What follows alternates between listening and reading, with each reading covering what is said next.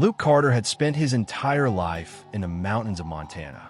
Born and raised in the small town of Timber Ridge, he had a deep love for the wilderness. As a child, his father took him deep into the forest, teaching him how to track animals, respect nature, and survive in the wild. But among all creatures, wolves fascinated Luke the most. He admired their strength, loyalty, and haunting beauty. Years passed, and Luke built a quiet life with his wife, Emily, and their two sons, Ben and Caleb. He made sure his boys shared his love for the outdoors, taking them on hikes and teaching them survival skills. One winter afternoon, while trekking through the snow-covered forest with his sons, Luke heard a chilling sound, a long, pained howl. He motioned for Ben and Caleb to stay close as he followed the sound. They soon came upon a heartbreaking sight. A young wolf lay trapped, its paw clamped in a steel trap. The animal whined in agony, its golden eyes filled with terror. Luke knew he couldn't leave it to suffer. He slowly approached, speaking in a calm, soothing voice. The wolf growled at first, but sensing no threat, it allowed Luke to get close. With careful hands, Luke pried the trap open.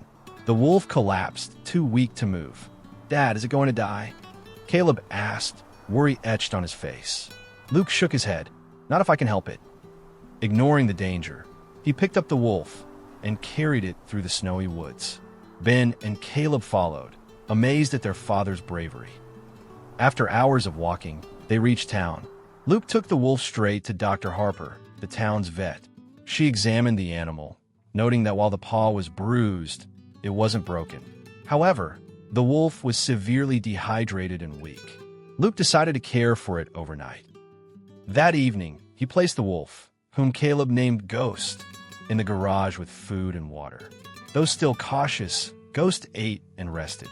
By morning, it was stronger. Luke knew it was time to release it back into the wild. Opening the garage, Luke and his sons watched as Ghost cautiously stepped outside. Before disappearing into the trees, the wolf turned and held Luke's gaze for a moment, as if to say thank you. Days passed, and Ghost occasionally appeared near the tree line, watching. But one day it was gone. Then disaster struck. Ben and Caleb went missing. Emily was frantic. They went into the woods, Luke. They haven't come back.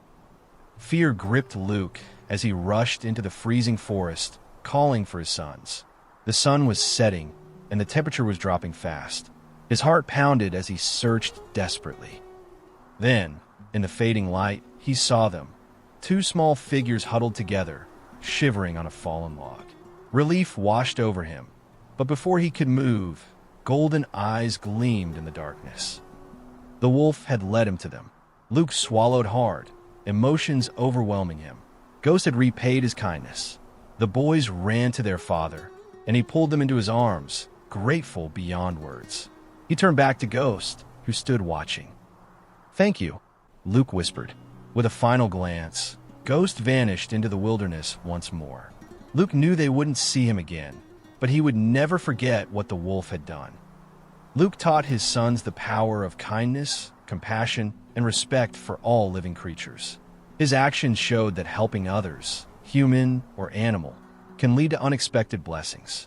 Even the wildest of creatures can recognize a good heart.